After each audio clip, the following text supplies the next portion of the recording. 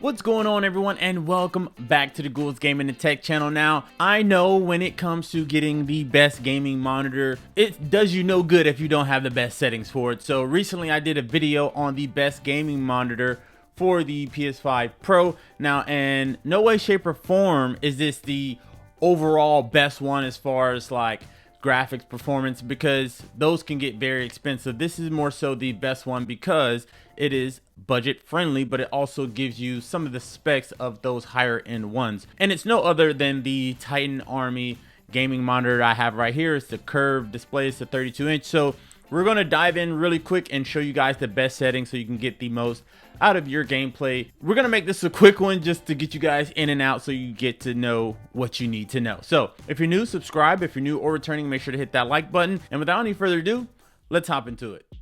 Again, the link for this monitor will be in the description if you want to pick it up. Amazon.com.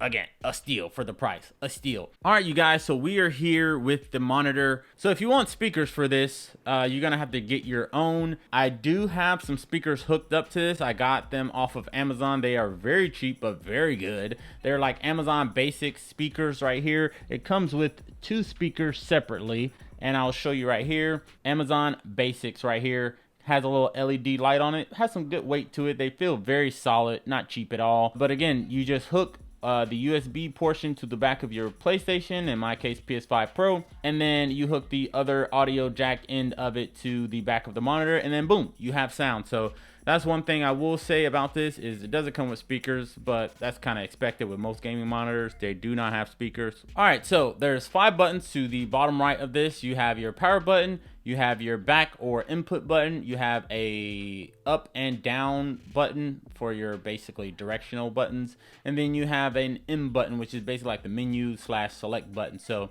I'm not going to power it off, obviously, but if you click the back button, which is labeled by an E, it will show you your input. So you have DisplayPort 1, 2, HDMI, HDMI 2, and then auto. So I recommend, and we'll see it in the settings, but I recommend leaving that on auto. You rather just have your display automatically realize what's being hooked up to it and adjust for it. We go all the way to the menu, and once we click that, you're gonna see this menu right here. So as you can see, this is what is showing as the current output. So this is Call of Duty.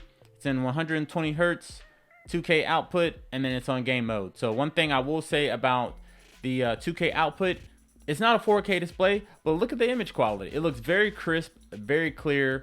Another disclaimer, what I will say fresh out of the box, if the color isn't right, you guys might be like, oh man, why does this look this way? I just took it out and it looks a little bit grayed out, or whatever the case is, not to my liking. Just realize you're hooking up a new display to your PS5 or to your system, whatever you're using, PC, whatever the case is. So in your settings, and for my case, the PS5 Pro settings, make sure to go to screen and video, and then go to video output, and then go all the way down to adjust HDR. Usually when you hook it up, it should ask you to adjust it already, but for some reason, if it doesn't prompt you to do that, make sure you adjust your HDR settings to your liking, and then your display will adjust accordingly. All right, so I just fired up Marvel Rivals, so it's auto detecting this game's mode. So instead of 120 hertz, it's showing 60 hertz, still the 2K output, and game mode is on. So just realize whatever game you hook up, it's going to adjust for the hertz for that game. Your game is going to dictate what your display does. So if your in-game graphics mode settings are opposite of the monitor, but you're looking for a particular outcome, it's going to change that. So Pro mode, as you can see right here, it says it's prioritized 60 frames, but also given high quality graphics as well. The display is going to be in 60 hertz as well. So if I change this to high frame rate mode, as you can see, it will prioritize 120 frames per second. As you can see right here, the display is showing 120 hertz, even though it's just showing 60, but it's a different game mode. Make sure to keep that in mind. If you're like, man, this doesn't go in 120 hertz, it's probably what you have your in-game settings set as. If you go to the menu and under game settings, so you have adaptive sync, make sure to turn that on just so it can automatically sync to whatever game you have and the display can properly read what's being pushed out on it. So right here you have response time. make sure to put this on ultra fast. I think default out of the box it comes on fast, so make sure to change that to ultra fast. Refresh rate, this is up to you, but I prefer not to have this on. But refresh rate is basically showing you what your display is pushing out, and it will keep that on the screen. So if I wanted to, I can go to refresh rate, click this, turn it on, and then if I exit out of here, now you will see all the way at the top, it's showing what the current hertage, if that's even a word, is being pushed out on this display. Now, I don't want this on my screen. So, like I said, I would recommend leaving that off. Game crosshairs. Again, this is particular for you. In particular, if you like crosshairs being shown on your screen, you can turn that on. But I don't care for that. I don't need it. I do play a lot of games where I have to aim, but my aim is pretty good. I don't need the crosshairs showing. Game time, I have that as off as well. That's just showing you how long you've been gaming. Again, I don't see a need to show me that. Don't tell me how much I'm wasting my life away playing video games. I'm cool. Okay. Dynamic brightness, just based on what you have hooked up to it, that option may be grayed out. The next option right here is HDR. It only comes in 2 HDR modes, HDR standard and then off.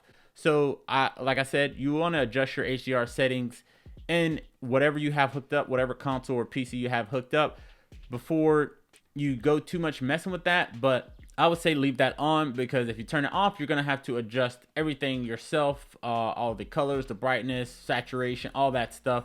I'd rather just let it do it by itself, adjust my HDR settings and my Pro settings, and then allow this to do that same. Ambient lighting, I turned that on. Doesn't really make a big difference to me, but I just leave it on because, hey, why not?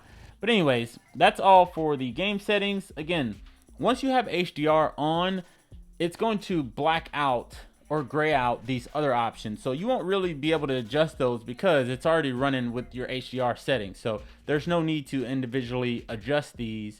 And it won't let you, so it's kind of pointless. But yeah, your brightness, your contrast, contextual model, low blue light, all that stuff, sharpness. If you turn it off, you can adjust that stuff. So if the HDR settings aren't to your liking, by all means, go for it. You won't be able to adjust anything in the picture settings, and then if you go to color settings, you won't be able to adjust anything as well because the HDR is functioning. And then if you go to PIP, this is more so. Just so you guys know, when you get this monitor, it comes with a display port cord only. It does not come with an HDMI cord. So I pretty much figured that. So I ordered an HDMI 2.1 cable. Again, I got that off Amazon as well, pretty cheap. So I'm running this, and you're seeing the output via HDMI 2.1 cable, not a display port cable. On-screen display settings, this isn't all too important, but your on-screen display timeout, this I think comes originally in like 10 seconds. To me, that's super quick. I don't want that to happen, so I changed it to 30 seconds. And as far as the on-screen display transparency, my rule of thumb is if I'm going in this menu, it's because I want to be in this menu and actually change something, so I don't want it to be kind of faded. And then again, hotkey settings, that's more so for a keyboard. On-screen display rotation, I'll leave that on normal. And then on-screen display lock, I turn it on off. I don't want to lock it. So that's all in that menu. And then right down below that, you have other settings. So like we just spoke about earlier, input signal, I leave that on auto. Volume on 100. Again, it doesn't come with speakers, but if you get speakers to plug up, just make sure you have the volume on 100 on the actual display itself. So when you adjust the volume on the speakers, you're getting the maximum output. If you like it extra loud and you want your eardrums to pop, you will have maximum volume. So mute, turn that off. Obviously you want to hear.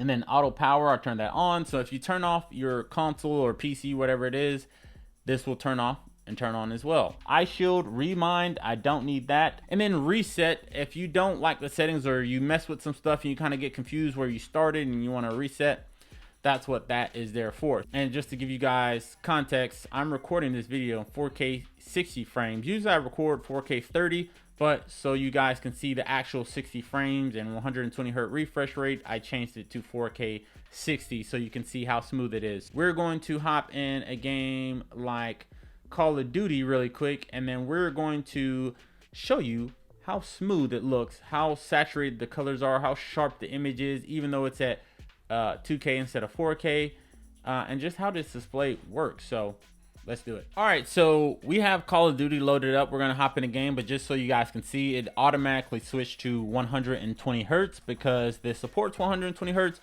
If yours isn't showing up for some reason, it's probably because in your settings of your console, you don't have 120 hertz activated. Make sure to toggle that on, and then it will do it. All right, we loaded into a very sweaty lobby with Nuketown. I'm gonna turn the volume up just so you guys can hear, and we're gonna go. I'm looking at the screen through another screen, so if I suck, that is why. But I'm normally really good, I promise. But yes, you can see all the detail and the image, the color quality. Oh, whoa, buddy. Whoa, let me get up out of there. I do not want to lose my life that way.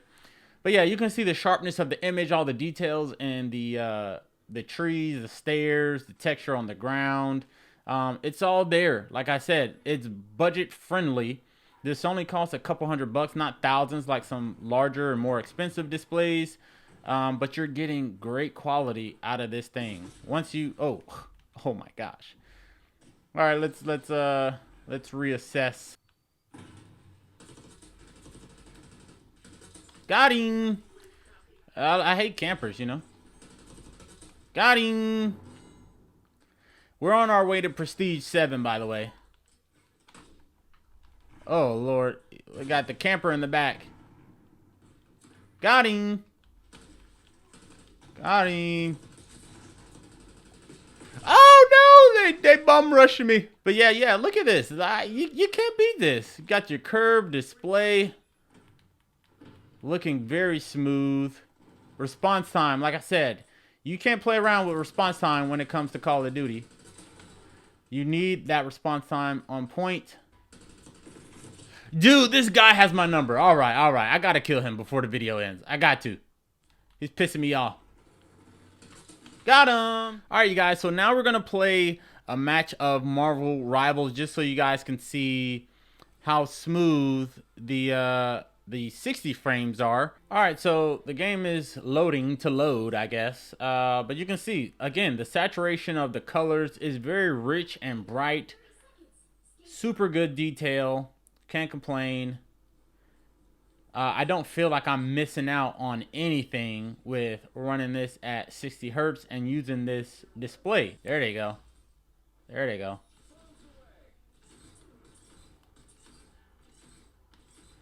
Thor, I see you, buddy. Get him. Yeah, let's go. We just hover. Oh, they're already over here.